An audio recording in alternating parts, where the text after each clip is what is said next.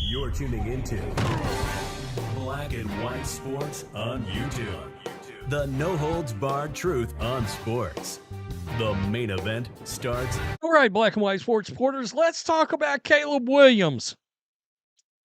My goodness. So we've seen that some of the stuff coming out of Bears training camp, not great initially. Ben Johnson sort of losing his mind. Caleb Williams having trouble at the line, getting the plays, yada, yada, yada, to the point that Ben Johnson lost it, literally pulled Caleb Williams off the field. That was beginning of last week, something like that.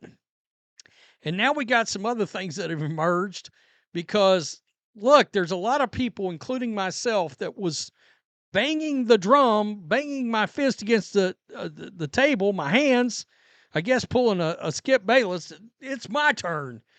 That said, I don't care for Caleb Williams' game. Prior to the draft, I don't like what he did against top 25 defenses. He got destroyed, obliterated. I don't like how long he holds on to the ball. That's not going to work in the NFL. And last year, okay, the statistics were okay, but he got sacked a lot. Everybody immediately went to blaming the Bears line, and while the Bears line wasn't good, it wasn't nearly as bad as people acted like either. It was slightly below average, all right? And that's what the analytics and the eye test showed. Caleb was holding the ball too long in many cases and took a sack or whatever. And, of course, everybody blamed the offensive line, not the quarterback. Well, wait a damn minute. All right? So, man, the Bears had, I guess, what they call family night. Like, I know Friday night, the Patriots took on the Patriots, right? In a game. And the Bears took on the Bears in a game. I believe this was yesterday, maybe. Yesterday or Saturday. And anyway, let's start number one here. Because this is a drill that the guys are doing. And the footage is just now coming out. And Caleb Williams is trying to hit inside these targets, right? And I guess in this case, he's trying to hit this target. Can you hit a broadside of a barn? And he throws a literal temper tantrum, which, by the way, was one of the big things everybody was talking about prior to the draft is, can this guy handle the pressure of being an NFL quarterback? We saw the little meltdowns and the crying in the stands with his mama and all that. You had literal NFL players, and not just one.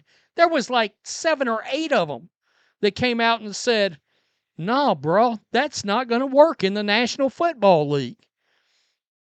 People aren't going to follow you if you're going to have a breakdown like that. That's beta.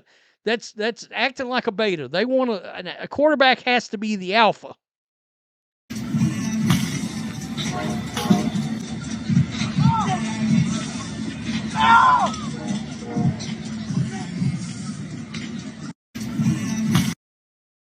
This last one, he misses the entire damn net.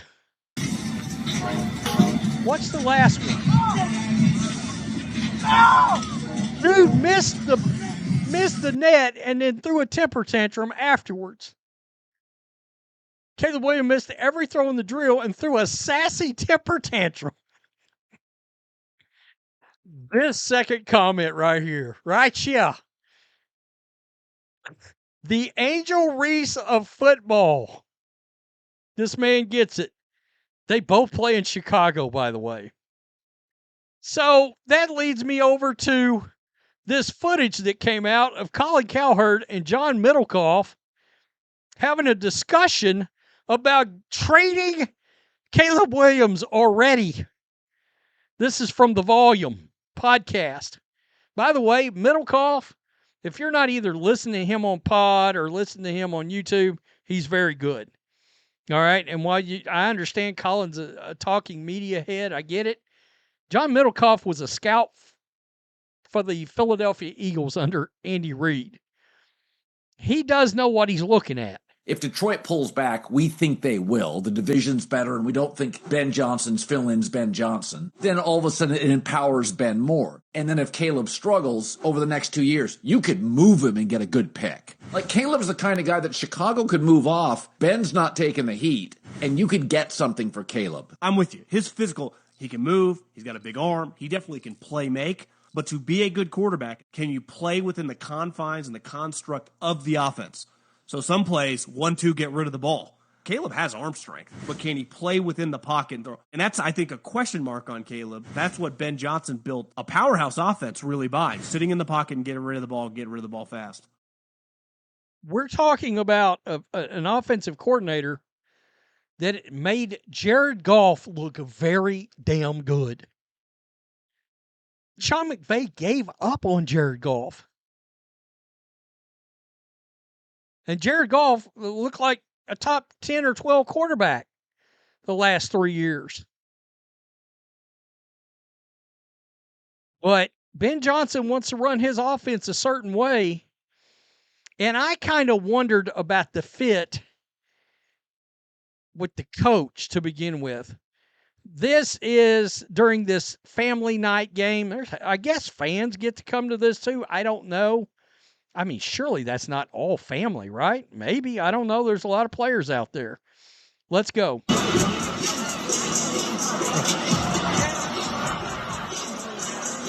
Oh, no!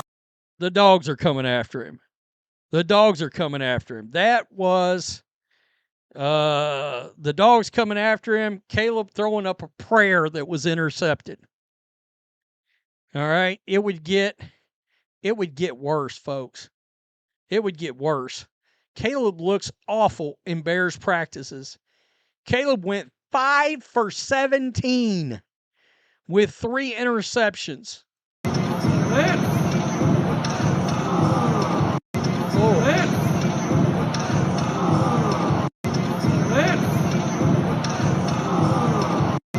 Where are you throwing that ball to?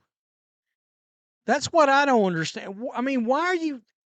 He missed his guy by 5 yards out this way. That's crazy as hell. I had to look. The reason I played it multiple times is because I was trying to see did the ball get tipped or something. And I can't see that it got tipped or anything. Wow. Of course, Caleb Williams is the next Jamarcus Russell. I mean, he's about to have the heat turned up on him. So First Round Mock posted this. The average time to throw in the NFL last season was 2.42 to 3.14 seconds.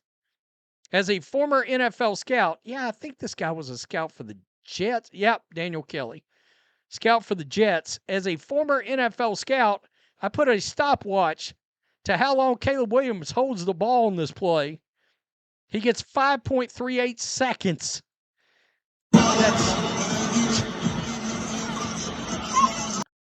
That's never going to work. I mean, you got to get the ball out. You got to get the ball out. And Caleb throws the ball down because the defender's in his face. And had that been a game, he's getting the crap knocked out of him.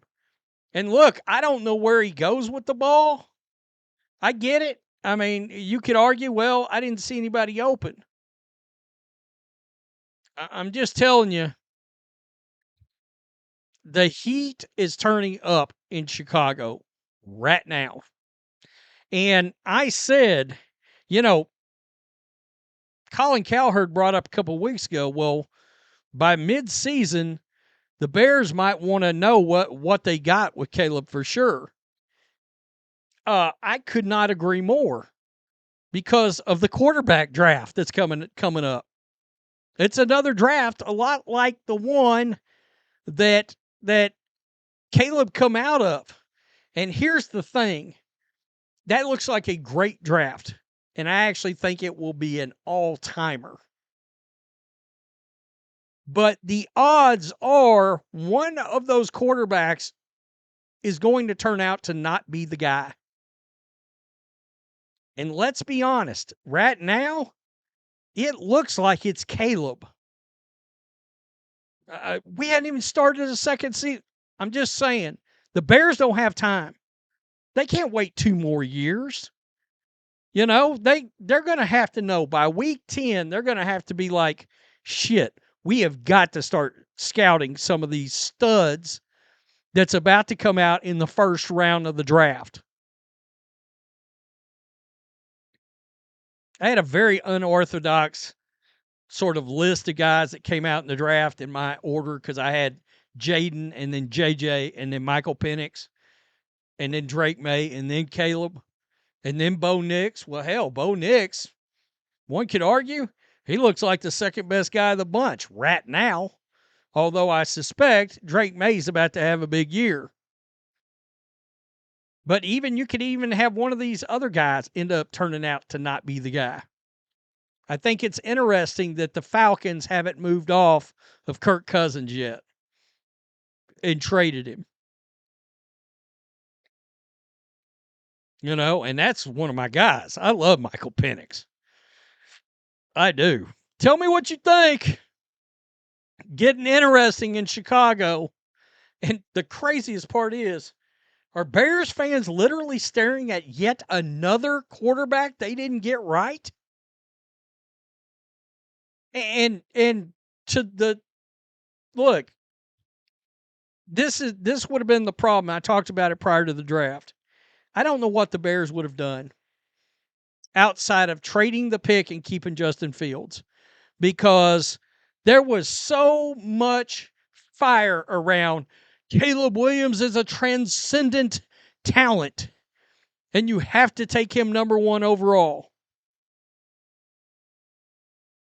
I would love to have gotten true serum from like every offensive coordinator and every coach in football prior to that draft, because I wonder how many of them actually had Caleb as the best quarterback in that draft. Tell me what you think. Peace. I'm out. Till next time. Thanks for watching the show. Be sure to like, comment, and subscribe. Be sure to tune in next time on Black and White Sports.